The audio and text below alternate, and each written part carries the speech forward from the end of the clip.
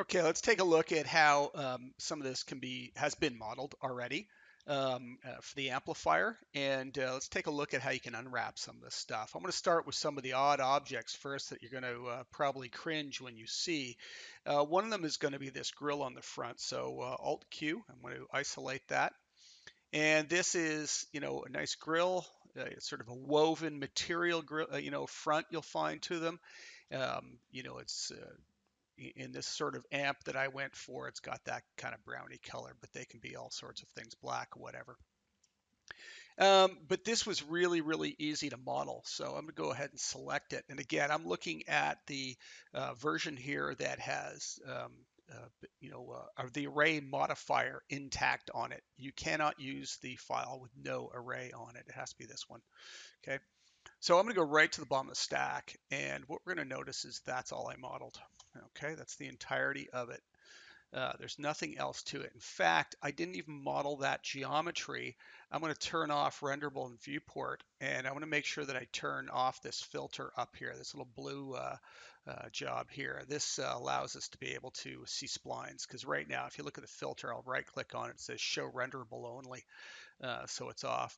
So this, believe it or not, if I go into one, so sub-object, vertex with one on the keyboard, that's it. That's the entirety of this model. It is 6 vertices, um, and that's it. And all I did is in the rendering, I turned on renderable. By default, it's usually on radial, and you're going to get this sort of thing with the amount of sides you can change.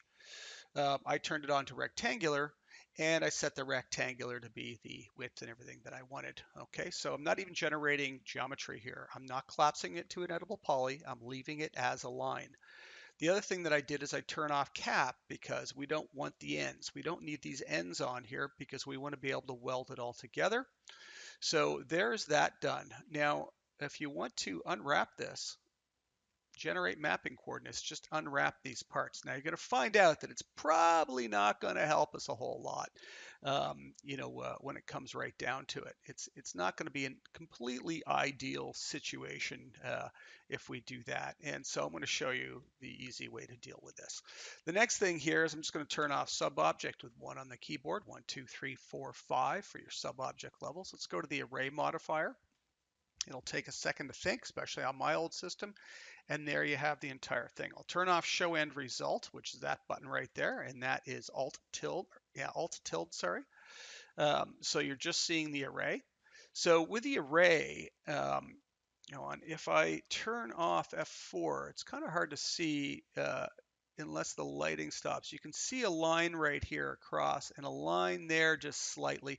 Well, there's all these pieces and they kind of fit together, but they're not fitting together quite perfectly.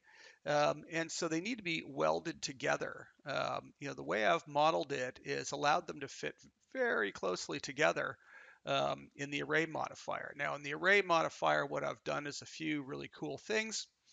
The X and the Y in this case are giving me the distribution cross and down.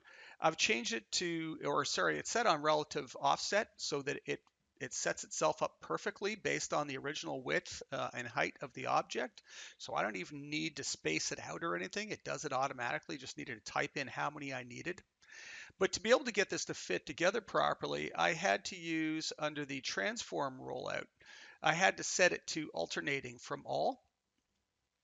Because if you have this, set initially, okay, or even zeroed out, you'll see that that's not weaving together properly. They need to alternate and flip over. So I've got alternating and flipping in Y, basically 180 degrees, and that's it. There's the modeling.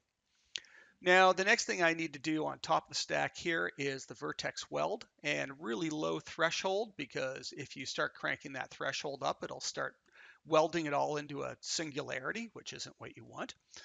So it's welding together all those seams, so we'll no longer see any of those lines on the mesh. They'll all vanish effectively. Okay, when that's the right thing.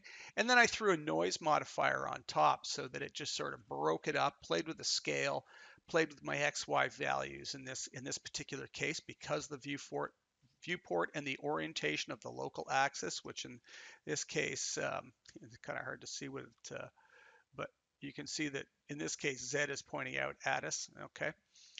So it was the X and Y, and I just kind of broke it up a little bit, um, so it looks a little more natural, a little more disheveled. Now the uh, checkbox down here in the line tool where it is unwrapping it. If we take a look at the unwrap on this, and I go unwrap and wait, well, it's probably going to be a little problematic. That's what we've got. So all those pieces are right now laying on top one another, and there are literally hundreds and hundreds of them just sitting on top one another.